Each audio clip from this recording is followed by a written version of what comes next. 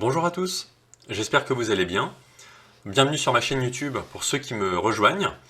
Et cette vidéo va être très rapide et très succincte sur le nouvel Airbus A330-300 proposé par Aerosoft. Et ça nous permettra de voir ensemble comment ça se présente, notamment sur l'avancée du projet.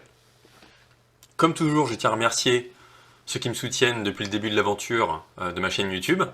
Donc merci à tous, merci pour votre soutien, vos encouragements, ainsi que vos commentaires, vos likes. Et ça fait vraiment plaisir de pouvoir continuer de partager du contenu avec vous. Et également, merci pour les nouveaux abonnés, qui me rejoignent durant cette aventure. Alors comme je vous le disais, cette vidéo concerne l'A330-300 qui est d'ores et déjà proposé et qui va être commercialisé prochainement par Aerosoft. Donc peut-être que certains d'entre vous connaissent Aerosoft en fait par les avions qui sont déjà proposés par le passé sur d'autres simulateurs, notamment X-Plane, Prepare 3D, etc. Donc, ce sont vraiment des avions qui sont orientés simulation pour la plupart, ou en tout cas de par mon expérience, ce sont des projets qui sont plutôt aboutis et réussis. Donc je me suis documenté d'une part sur FS Elite avec ce premier article qui date du 15 mars, donc il y a quelques jours. Et effectivement, ça permet de voir l'avancée du projet. Donc en fait, il y a cet article-là et également celui qui est un petit peu plus ancien, qui date de fin février 2023. Mais effectivement, j'avais fait une vidéo concernant cet avion et l'avancée du projet il y a quelques mois notamment. Et là, c'était pour voir comment ça évoluait de ce côté-là. Donc effectivement, on a eu quelques screenshots de plus concernant le cockpit, notamment l'overhead avec les cams centrales. Donc en fait, d'un point de vue général, on peut se rendre compte que l'avion est vraiment bien modélisé, ou en tout cas de la part d'Aerosoft, qui, je le précise et le rappelle, va être un avion payant, comme la plupart du temps. Ça annonce quand même être un joli projet avec un bel avion, utilisable avec pas mal de fonctionnalités, ou en tout cas au complet. Et on se rend compte qu'avec les screens qui nous sont proposés, ça garantit quand même du bon travail. Ensuite, au niveau du produit en lui-même, cet avion, on peut s'en rendre compte, même si pour l'instant ce ne sont que des projections et non pas le réel, si je puis dire. On va être un avion qui ne devrait pas dépasser les 60 euros, même si la plupart du temps c'est vrai que ces avions-là, enfin en tout cas chez Aerosoft, parfois dépassent les 60 euros, en tout cas d'après mes souvenirs. Bon, après c'est un ordre de grandeur. Sachez qu'on aura plus d'infos comme toujours par la suite. Dans tous les cas, je vous invite à rester connecté sur Flight Sim 2 et notamment d'autres sites ou sur les forums d'Aerosoft qui vous permettent de rester en alerte concernant ce projet. En tout cas, là, à vue d'œil, pour l'instant, ce sera aux alentours des 60 euros. Ce qui correspond en général à un budget type PMDG ou si ce n'est plus. Donc ça reste quand même un budget. Ceci dit, je tiens à vous rassurer sur le fait que ce sont des avions en général qui sont orientés simulation, comme je vous le disais, et qui permettent vraiment d'avoir un avion utilisable et digne de ce nom. Donc c'est pour la plateforme PC bien entendu. Ensuite, il y aura quand même une utilisation prévue pour Xbox, sauf erreur de ma part. Il faudra suivre ça aussi de plus près. Moi je suis utilisateur PC essentiellement, enfin uniquement même. On peut se rendre compte ensuite qu'il y a quand même du retard sur, vous voyez, la date de sortie, ou en tout cas la fin du projet. En fait, c'était prévu pour fin 2022, mais ça a connu du retard. J'ai envie de dire c'est toujours mieux, parce que si on a un avion qui sort, qui n'est pas abouti, qui laisse à désirer et qui présente des problématiques ou alors des bugs intempestifs, qu'il ne soit pas utilisable, ça n'a aucun intérêt. Donc autant avoir un peu plus de temps pour les développeurs pour le réaliser et le finaliser comme il se doit, surtout si c'est un avion payant, surtout si c'est à 60 euros. Donc là, autant vous dire que ce sera vraiment du bon boulot. En tout cas, on l'espère, je l'espère aussi pour vous, pour moi. Ensuite, on se rend compte que le projet est quand même bien finalisé, et ça, encore une fois, c'était un article de février, autour de 90% du process. Donc effectivement, sur 2023, ça se dessine petit à petit. On est vraiment sur quelque chose de bien réalisé, encore une fois, quand on regarde les screens, même si, comme je dis dans chacune de mes vidéos, ce sont des screens qui sont là pour vendre, on est vraiment sur quelque chose de bien. Vraiment, pour connaître Aerosoft, on est vraiment sur quelque chose de bien, qui tient la route.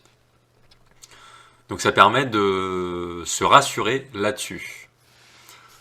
Donc ça, c'est sur l'article qui est un peu plus ancien notamment. Donc là, ça vous redit encore une fois que vous pouvez vous rendre sur les forums Aerosoft. Si vous avez des questions d'ailleurs à ce sujet, n'hésitez pas, tout en anglais, mais vous pouvez traduire le contenu ou poser des questions complémentaires, ou en tout cas avec Microsoft Edge, le moteur la plateforme.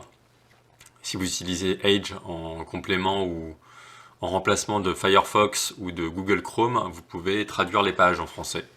Voilà, c'est ce que je fais par moment quand je bug un petit peu.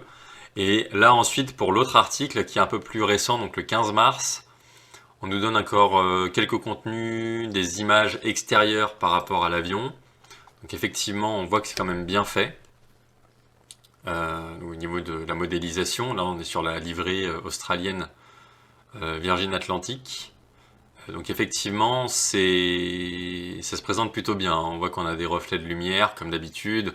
Enfin voilà, c'est un avion qui est vraiment pas mal sur l'extérieur. Même si là, je dois avouer que bon bah, on n'est pas dans le concret. Hein. Je l'utilise pas en face de vous en vidéo, tuto ou autre. Mais en tout cas, ça donne vraiment quelque chose d'agréable, visuellement parlant. Donc on n'a pas vraiment plus d'infos que ça, si ce n'est que les développeurs veulent mettre l'accent sur cet A330-300 qui est tant attendu pour avoir un long courrier. Parce que c'est vrai qu'aujourd'hui on n'en a pas des masses à part l'A330 Deadwind, je crois, qui est gratuit, mais bon, ça reste un avion qui est pilotable certes, qui n'a pas toutes les fonctionnalités pardon, qu'on espère avec un avion orienté purement simulation. Donc là, c'est on va dire le projet qui tient toutes ses promesses parce qu'on aura un nouvel avion à ajouter à notre hangar sur du long courrier, avec, je l'espère, une tablette. Et en tout cas, avec ce qu'il en ressort sur les photos extérieures, ça donne quand même quelque chose de sympa.